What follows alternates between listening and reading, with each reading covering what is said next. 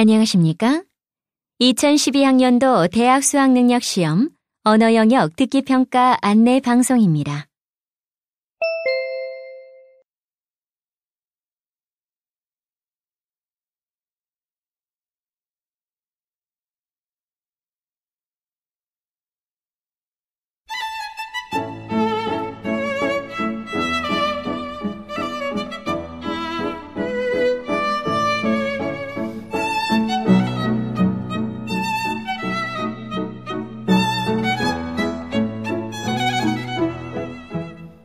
잠시 후 8시 40분부터 2012학년도 대학 수학능력시험 1교시 언어영역 듣기평가 방송을 시작하겠습니다.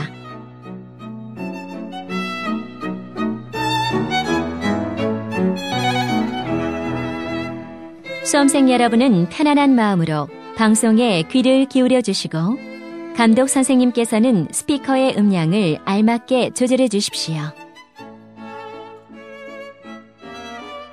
수험생 여러분은 답안을 작성하기 전에 반드시 답안지 왼쪽 해당란에 성명, 수험번호, 문형 등을 정확하게 기입하고 표기하였는지 확인하시기 바랍니다.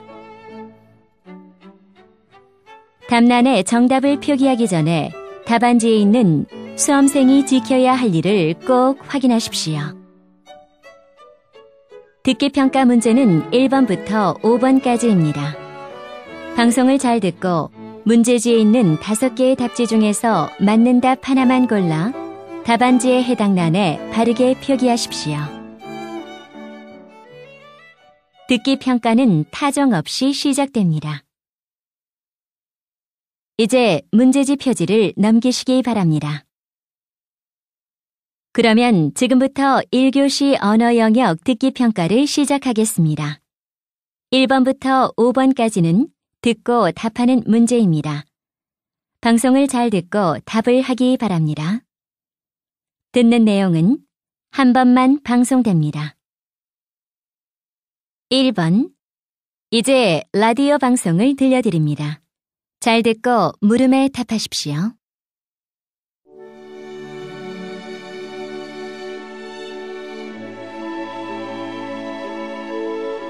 여러분 안녕하세요.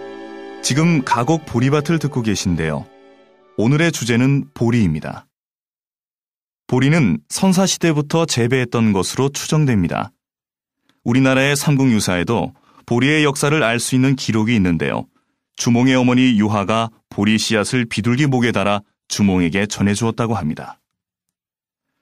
예전에는 이모작으로 보리를 경작해서 효과적으로 농지를 활용할 수 있었습니다. 하지만 요즘은 보리가 주식이 아니다 보니 재배 면적이 많이 줄었지요. 그런데 최근 들어 보리가 다시 주목을 끌고 있습니다. 무엇 때문일까요? 우선 보리는 쌀에 비해 칼슘, 철, 인 등의 영양소가 풍부하고 섬유소도 몇 배나 더 많습니다. 그러다 보니 건강에 대한 관심이 높아진 요즘 보리는 새삼 환영받는 곡식이 되고 있는 것이죠.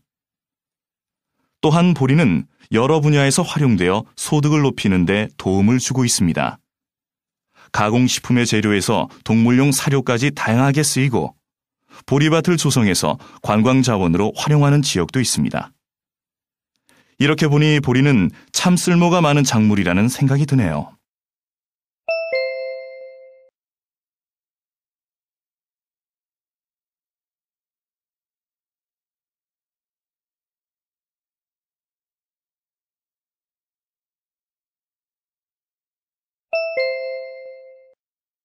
이 번.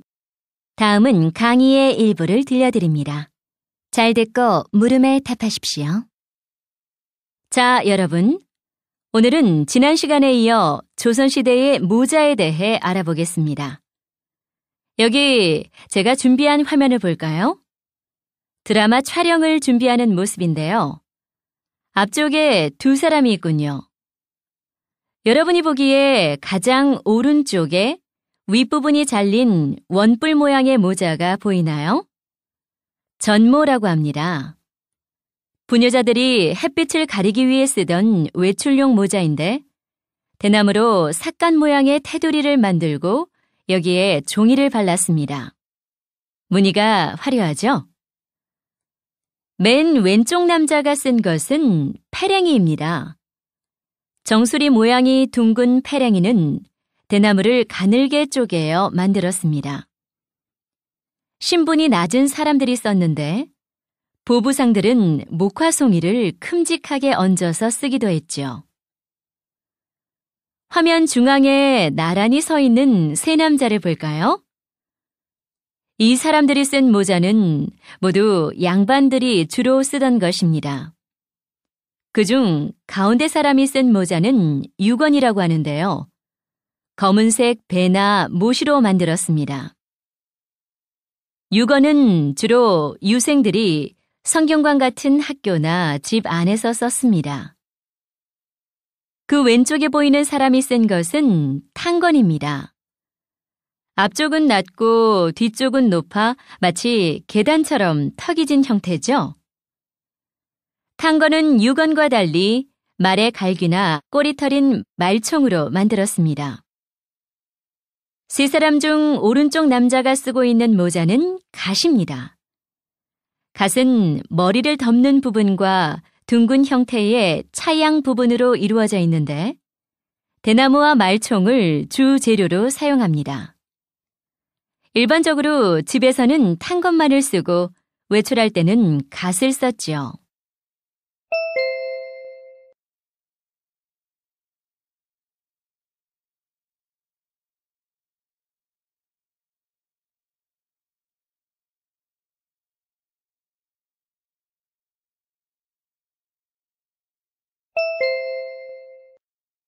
(3번) 다음은 대담의 일부를 들려드립니다.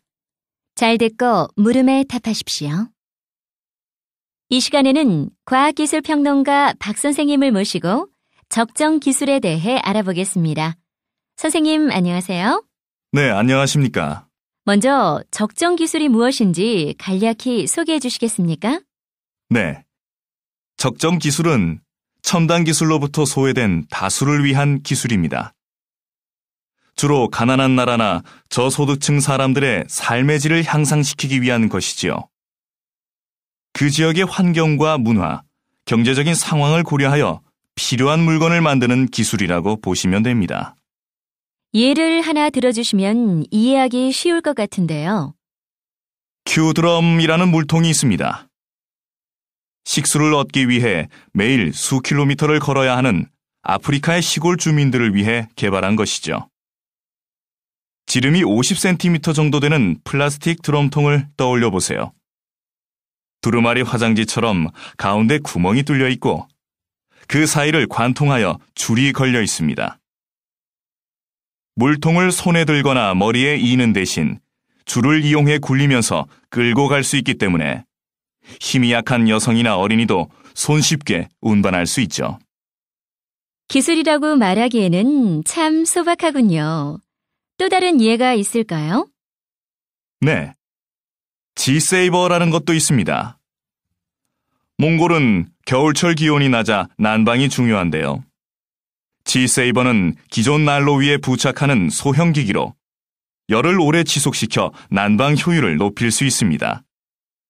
시설을 크게 바꾸지 않고도 연료 소모량을 40% 정도 줄일 수 있고 더불어 오염물질 배출도 줄일 수 있습니다. 네. 지금까지 하신 말씀을 듣고 보니 적정 기술은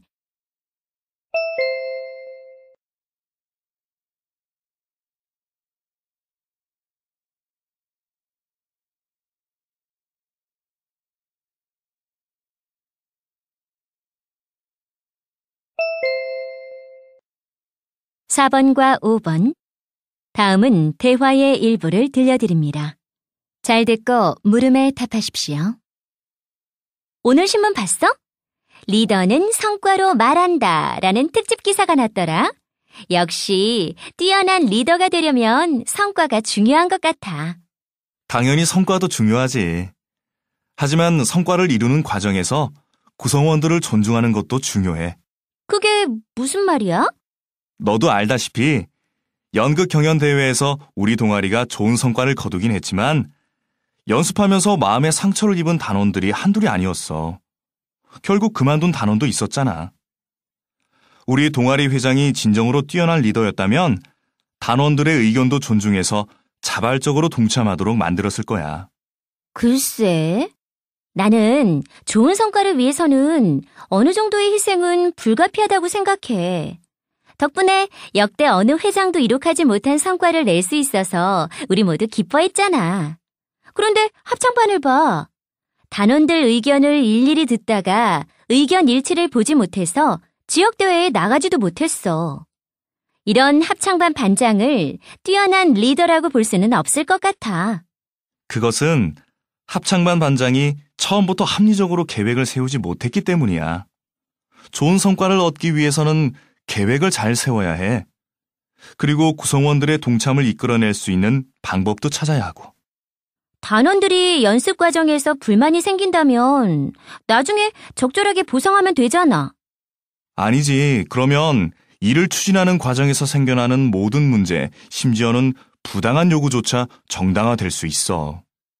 너의 말은 합리적으로 계획을 세우고 구성원들의 자발적 참여를 이끌어낸다면 뛰어난 리더가 될 수 있다는 거야? 그뿐 아니라 뛰어난 리더는 리더 자신보다도 단체를 우선적으로 생각할 수 있어야 해. 단체를 우선적으로 생각할 수 있는 리더라야 헌신하고 봉사하는 리더도 될 수 있거든.